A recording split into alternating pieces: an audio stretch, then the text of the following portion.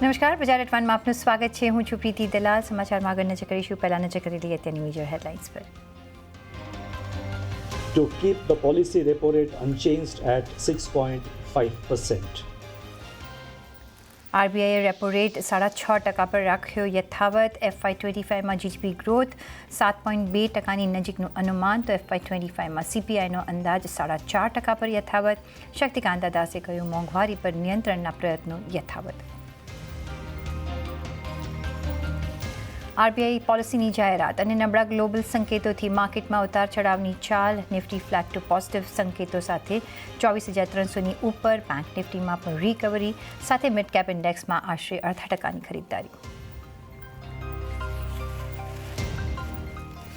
નબળા બજારમાં પણ ફાર્મા શેર્સની તબિયત સુધરી. નિફ્ટી ફાર્મા ઇન્ડેક્સ 1%થી વધારે ઉછળ્યો. 2%ની તેજી સાથે સિપ્લા નિફ્ટીનો ટોપ ગેનર. સામે આઈટી, મેટલ, એનર્જી શેર્સ બનાવી રહ્યા છે દબાણ. અનુમાનથી નબળા પરિણામ રહેલા ગોદરેજ કન્ઝ્યુમરમાં આવ્યા 3.25%નો ઘટાડો બન્યો. વાયદાનો ટોપ લૂઝર. નફો 41% વધ્યો, પણ આવકમાં 3%નો ઘટાડો. આફ્રિકા, USA અને મિડલ ઇસ્ટની વેચાણમાં 25%ની ગ્રોથ. આજે આવશે નિફ્ટીની કંપની આઈશર મોટર્સના પરિણામ. 10% વધી શકે છે કંપનીનો નફો. માર્જિનમાં પણ સુધારો સંભવ. સાથે જ એસ્ટ્રાલ, ABB, બાયોકોન સહિત વાયદાની 8 કંપનીઓના પરિણામ પર પણ રહેશે ફોકસ. અને હેલ્થ અને લાઈફ ઇન્સ્યોરન્સ જલ્દી થઈ શકે છે સસ્તા. સૂત્રો મુજબ હેલ્થ અને લાઈફ ઇન્સ્યોરન્સના પ્રીમિયમ પર GST 18%થી ઘટાડીને 5% કરવાની તૈયારી. GSTની રેટ રેશનલાઇઝેશન કમિટીએ મોકલ્યો પ્રસ્તાવ. 22 ઓગસ્ટે થઈ શકે છે GSTની બેઠક. CNBC બજારના એક્સક્લુસિવ સમાચાર.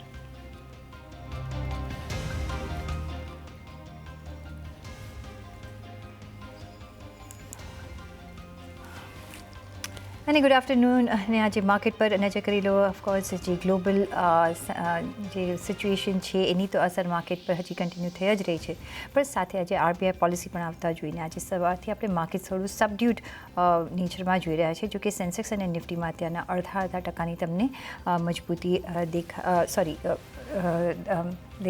એક ઓફકોર્સ અહીંયા મજબૂતી નથી. અહીંયા 0.5%થી તમને દબાણ જોવા મળશે. નિયરલી 380 પોઈન્ટનું તમને દબાણ જોવા મળશે. સેન્સેક્સમાં 79,088ના લેવલ પર કામકાજ કરતું દેખાશે. 24,185ના લેવલ પર નિફ્ટી કામકાજ કરી રહ્યું છે. મિડ કેપમાં તમને 1% મજબૂતી દેખાશે 161 પોઈન્ટ સાથે. 57,037ના લેવલ પર. બેંક નિફ્ટી 50,175ના લેવલ પર કામકાજ કરતું જોવા મળશે. 55 પોઈન્ટનું અહીંયા એક અપસ્વિંગ સાથે 11 બેઝિસ પોઈન્ટની તમને તેજી જોવા મળશે. માર્કેટ બ્રેથ 1,270 કાઉન્ટરમાં ખરીદી, ત્યારે 1,095 કાઉન્ટરમાં વેચવાલી. ઇન્ડિયા વિક્સ થોડો એલિવેટેડ 2%ના એલિવેશન સાથે 16.51ના લેવલ પર તમને અત્યારના ઇન્ડિયા વિક્સ જોવા મળશે. પણ વધારે વાતચીત કરીશું આજના આપણા સ્પેશિયલ ગેસ્ટ સાથે. DSP ફિનાન્સના VC અને CEO જયેશ મહેતા આપણી સાથે જોડાઈ ગયા છે. જયેશભાઈ, ઘણું સ્વાગત છે આપનું. અને પોલિસી આજે આવી, સ્ટેટસ કો રખાય છે, કોઈ ચેન્જીસ કરવામાં નથી આવ્યા, એક્સપેક્ટેડ ગ્રાઉન્ડ્સ પર આવી છે. જોકે અમુક જે સ્ટેટમેન્ટ્સ આવ્યા છે એના પર પણ આપણે નજર કરવી જોઈશે અને આપણે કરીશું. પણ કઈ રીતના પહેલાં તમે as a policy no change, stance same, કઈ રીતના જોઈ રહ્યા છો? As per expected, good expectation. No change of stance, no change of anything.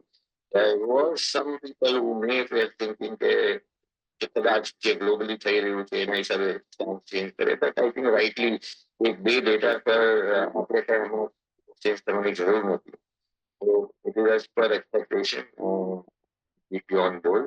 So nothing really from policy perspective.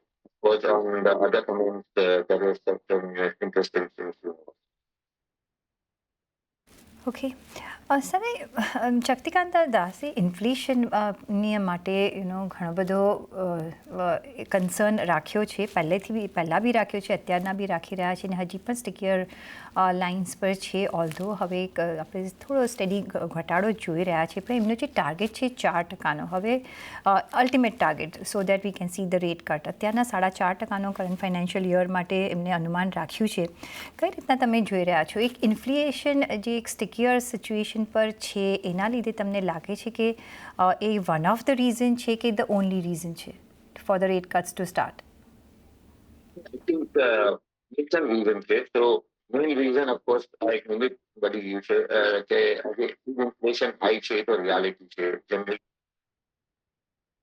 with the food inflation, it is more government supply side management to manage side rather than monetary policy.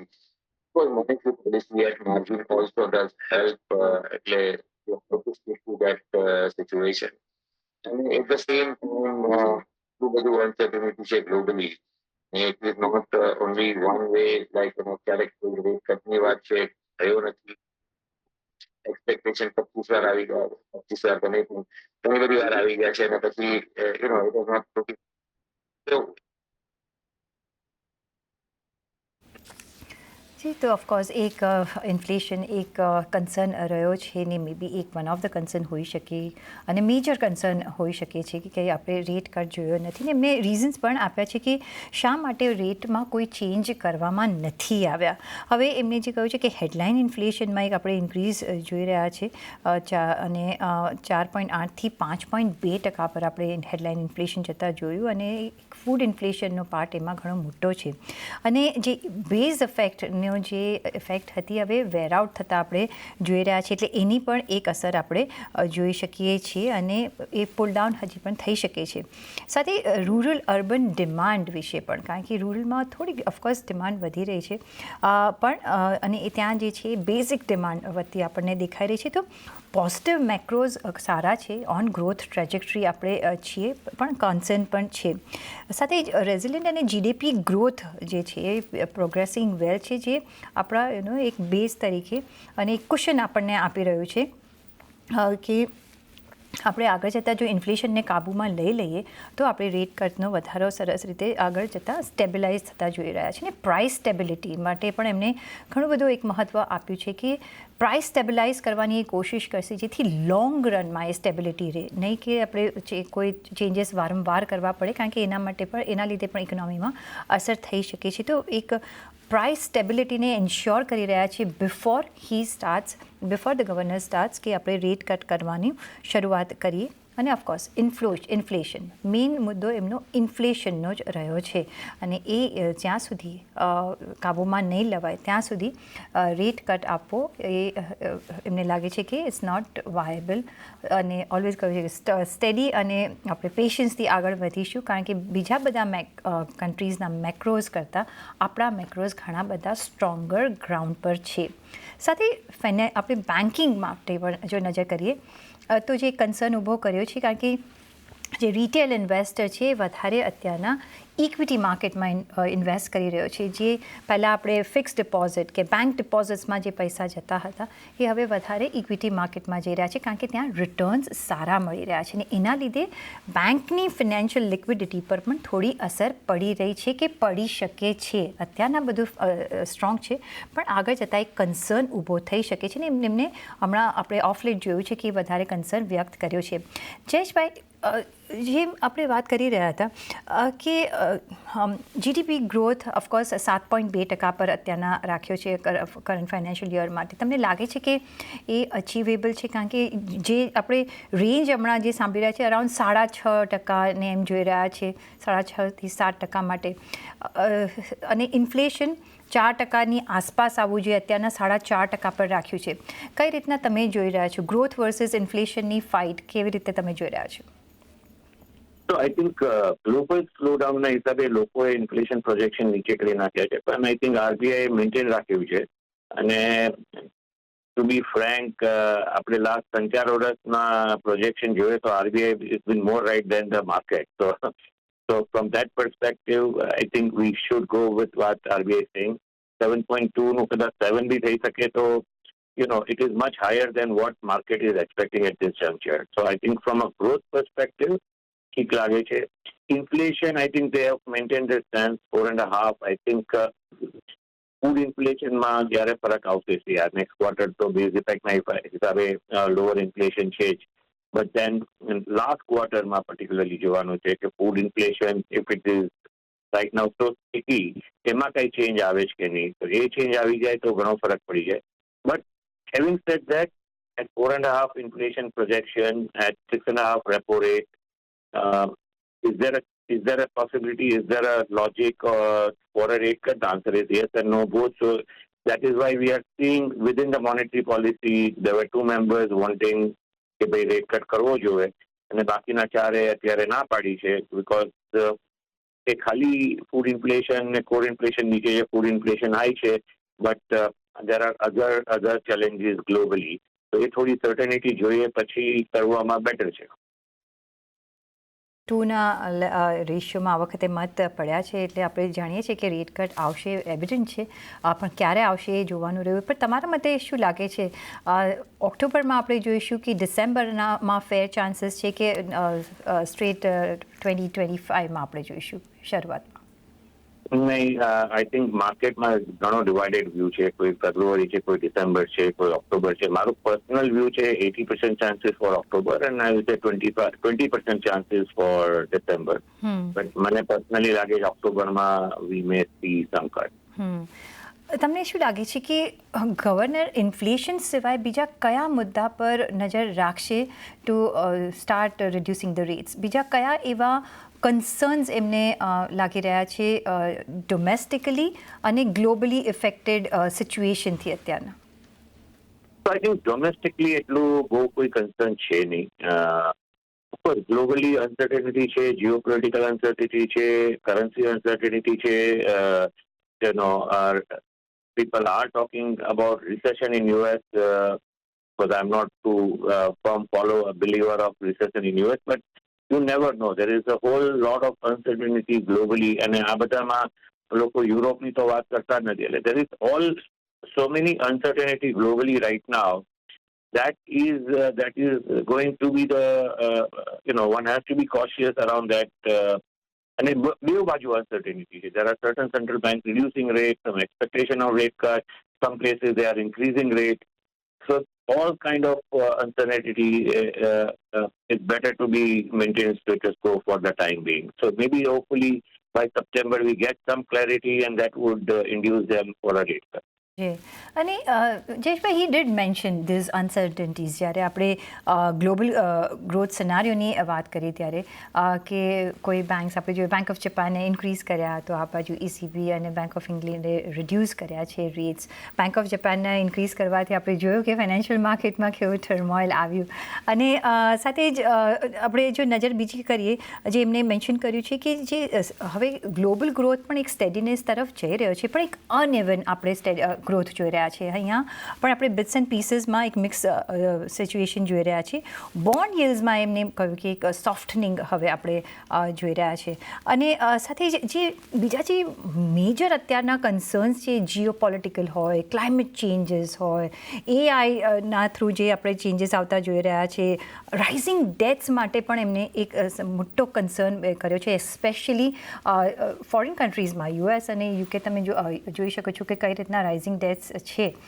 આ બધા જ concern જે છે કઈ રીતના affect કરી શકે છે ગ્લોબલ સિનારીઓ? કારણ કે યુએસથી હવે જે ફર્સ્ટ સિગ્નલ આવશે પછી એક આપણને ખબર પડશે કે નાઉ what they are up to, because ત્યાંથી મિક્સ સ્ટેટમેન્ટ્સ આવી રહ્યા છે.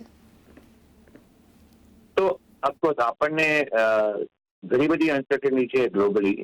બે ત્રણ ચીજ જે આપણને ઇફેક્ટ કરે કે આજે યુએસનું રિસેશન થાય તો ડેફિનેટલી overall impact થાય, આપણું એક્સપોર્ટને ઇમ્પેક્ટ થાય. Of course your local demand will remain, but export will get impacted, not only for us, for everybody. એના હિસાબે પ્રાઇસીસ ઓછા થાય, કોમોડિટીઝના પ્રાઇસીસ ઓછા થાય, ડમ્પિંગ બી આવી શકે છે ઇન્ડિયામાં.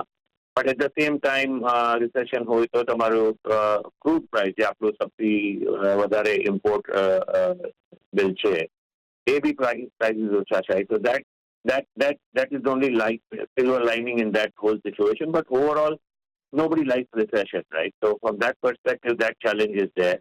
Geopolitical tensions are there. If we get escalated, for us, the immediate impact is on the oil prices, the crude prices. That is not good for us. So that situation is also there. અને બાકી જે આપણે જોયું કે અત્યારે આપણે જો કે એટલું ફોરેનર પર ડિપેન્ડન્સ છે નહીં, પણ આપણે જે જોયું જાપાનની કરન્સીના હિસાબે there were impact everywhere else, and it can impact, right? અત્યારના તો આપણું કરન્સી એકદમ બહુ સારી વિકેટ પર છે, ઇનફેક્ટ one would say કે થોડો ફ્લો આવે તો appreciation also is quite possible. But at this juncture, because of the global situation, but એક ચીજ ફરક પડી જાય છે, આ બધા જે અલગ અલગ કરે છે, કોઈ રેટ કાપે છે, કોઈ રેટ વધારે છે, but US, because that is the largest market, right? If they cut rate, I think the bias and tendency for global, not only India, but everybody will be on the softer side. So that's what I would say would impact us the most. Jayeshbhai, banking sector માટે એક support લઈને પણ આવ્યા અને સાથે એક caution પણ કર્યું છે. હવે એમાં ઘણા બધા ફેક્ટર છે. સપોર્ટ ઇન ધ સેન્સ કારણ કે જે અત્યારના રિટેલ ઇન્વેસ્ટર છે વધારે ઇક્વિટી માર્કેટમાં ઇન્વેસ્ટ કરી રહ્યો છે અહીંયા, અને એના લીધે બેન્કિંગ સિસ્ટમને આગળ જતા અત્યારના એવરીથિંગ ઇઝ ગુડ, પણ કદાચ લિક્વિડિટીનો ઇશ્યુ આવી શકે છે. સાથે જે બેન્ક્સ લોન્સ ગ્રાન્ટ કરતી હોય છે એના પર પણ એક કાબૂ રાખવાનું કહ્યું છે. પછી એમાં બેન્ક્સ પણ આવી ગઈ, સ્મોલ બેન્ક્સ અને NBFCs આવી ગયા. સાયબર સિક્યોરિટી માટે ઓફકોર્સ એક પગલું ઇન હાઉસ લેવાનું કહ્યું છે. તો ઘણા બધા એવા પોઈન્ટ્સ રેઝ કર્યા છે. કઈ રીતના તમે આ જોઈ રહ્યા છો to say to keep the banking system stabilized? એક સાયબર સિક્યુરિટી જે છે, જેમ જેમ રિસ્ક વધતા જાય, જેમ જેમ થિંગ સ્ટેબિલાઇઝ થતી જાય, તો it has to be a continuous process. It is like a treadmill. અને રેગ્યુલેટરનું કામ બી છે કે how to keep on reminding કે ભાઈ તમે એકવાર સિસ્ટમ નાખી દીધી, then it is not to be complacent, because you have to continuously monitor and make sure that new types of situations does not arise. So that is definitely required, and it is not only India; it is a global situation where we need to look at it. So that's one part of it. Bank credit deposit growth. I think the way I look at it, it is, and એમને Q&A માં બી clarify કર્યું કે ભાઈ it is not about money going to equity or anything. So it is anyway, if it goes to equity also, deposits are not really changing. Maybe તમારા બેંકની ડિપોઝિટમાંથી કોઈ mutual ફંડની બેંકની deposit ના હોય, So the banking system deposits remains the same. હા, જે change થાય છે ફોર્મ ઓફ ડિપોઝિટ ચેન્જ થાય છે. તો જેમ કે તમારી FD હોય, પણ એની બદલે હવે તમે કોઈ મ્યુચ્યુઅલ ફંડમાં નાખ્યું કે કોઈ શેર ખરીદ્યા કે, so then it goes into current account, or that is the situation. Now એ જે છે FD જે છે, there is a tenured FD. તમારી 6 મહિનાની FD છે, 1 વર્ષની FD છે. So there is a timed outflow. When it goes to the current account, there is no time outflow. So therefore, એ તમારા LCR માં it goes into your 30-day bucket. એટલે core તમે લઈ શકો છો, પણ કોરનો એટલો હજી ડેટા નથી, એ હિસાબથી મૂવમેન્ટ થાય છે. So for that, definitely as a central bank, you have to, make banks realize that there is a shift change happening. You better monitor your credit growth vis-a-vis, because your liability now, duration of your deposits are now actually reducing, unlike before that. I think if there is a structural change થતો હોય, so it is the job of central bank to keep on saying that, and they are doing the right job in making banks aware that you need to monitor that. Most of the bank કરતી જ હોય છે, પણ જ્યારે RBI ક્યારે કઈ ચીજ કહે કે it is also meant for the lowest common denominator. એટલે અમુક major banks, I'm sure they have their asset liability buckets and all that very well established. But of course, at certain things, so it is perfectly fine. I would not get, it is, I would say, is a shift, and which is actually મારા હિસાબે તો if this shift remains for a longer time, એકવાર proper data આવી જાય, so it is actually good for banking system. કે જે તમને term deposit higher rate પર આવતી હતી એની બદલે તમને કરંટ અકાઉન્ટમાં આવે છે, ઇઝ એકચ્યુઅલી ગુડ મારા હિસાબે. બટ એની માટે ઇટ ઇઝ કોઈ બી ચેન્જ જ્યારે થતું હોય તો એ પેઇનફુલ હોય. ઇનિશિયલ પ્રોસેસમાં ઘણા બધા હિકઅપ્સ આવે. So that is the situation I look at it on a more macro basis. But of course એક હાયર રિટર્ન્સ તમને ઇક્વિટી માર્કેટમાં મળે છે, અને હું from the point of view of investor હું આ પોઈન્ટ રેઝ કરવા માંગીશ. કઈ રીતના તમે જોઈ રહ્યા છો, કઈ રીતના રેટ કોમ્પોનન્ટ બીજા ડેટ પ્રોડક્ટ્સ બનાવી શકે છે banking system, so that banking સિસ્ટમમાં પણ થોડા પૈસા આવે the way it use to be, અને ફિનાન્શિયલ માર્કેટ્સ પણ ચાલતા રહે. કઈ રીતના તમે જોશો આ? મારો વ્યૂ થોડો અલગ છે કે banks should not be fighting on deposits. Banks should be fighting on services, right? Banking is a service industry. એટલે જેમ મેં કેમ કીધું કે ભાઈ આજે રિટર્ન સારું આવે છે તો તમે એક્વિટીમાં નાખો, મ્યુચ્યુઅલ ફંડમાં નાખો, પણ તમારા બેંકમાંથી પૈસા, તમારી બેંક એ માંથી પૈસા મ્યુચ્યુઅલ ફંડની બેંકમાં ગયા કે સેલર ઓફ ધ શેરની બેંકમાં ગયા, રાઈટ? બેન્કિંગ સિસ્ટમમાં તો પૈસા છે. It is only the form of the banking deposit which is changing from term deposit to current account or savings account. CASA વધે છે તમારું, right? So, but of course, then because any maturity નથી, it comes into your short-term bucket unless you prove this is my core CASA, right? So, A core CASA માટે હજી enough data નથી. એટલા માટે banks have to be cautious on their credit growth because if your liability duration is getting reduced, then you need to make sure that because what do you mean by saying duration is reduced? When you say current account, it can move out anytime, right? Versus a term deposit, which is sticky. If it is there for 6 months, it remains for 6 months. If it is there for 1 year, it remains for 1 year. So I think a change the bank have now to get used to that changes. એટલે ગવર્નરે એમની Q&Aમાં પછીથી કીધેલું છે કે banks need to realize that also. એવું નથી કે ભાઈ કાલ સવારે બેંક આવીને 10% રેટ કરી નાખે તો everybody will move that. But that bank won't be viable. So it's not going to work that way. It is just what I'm trying to say, it's a big shift which is happening.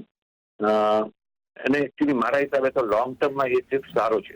જી, પણ do you think, એક last quick question, મારી પાસે time નથી, પણ bond માર્કેટને અહીંયા વધારે develop કરવાની જરૂરિયાત તમને લાગી રહી છે?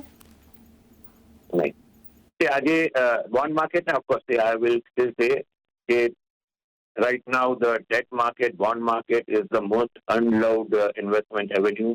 તમે commodities, gold, બધામાં જ tax benefit આપ્યા છે. ખાલી એક બોન્ડ માર્કેટ જે છે, whether it is government bond, state government bond, or a PSU bond, or a private sector bond, or a debt mutual fund, there is absolutely no tax relief, right? So that is one definitely damaging thing from a bond market development perspective. But if you look at the government bond market or state government bond market, it's a fairly well-developed market.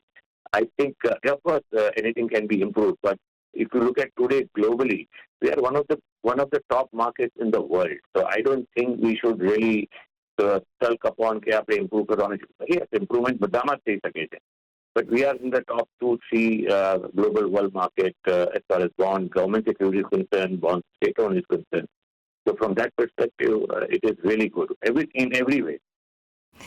On that note, Jayeshbhai, ઘણો આભાર તમારો અમારી સાથે જોડાવા બદલ અને આપના valuable view points as usual અમારી સાથે શેર કરવા બદલ. Pleasure to have you. અને એ સાથે જ અહીંયા રજા લેવાનો પણ સમય થઈ ગયો છે, તો એક રજા લઈશું અને તમે CNBC બજાર જોતા રહેજો. નમસ્કાર.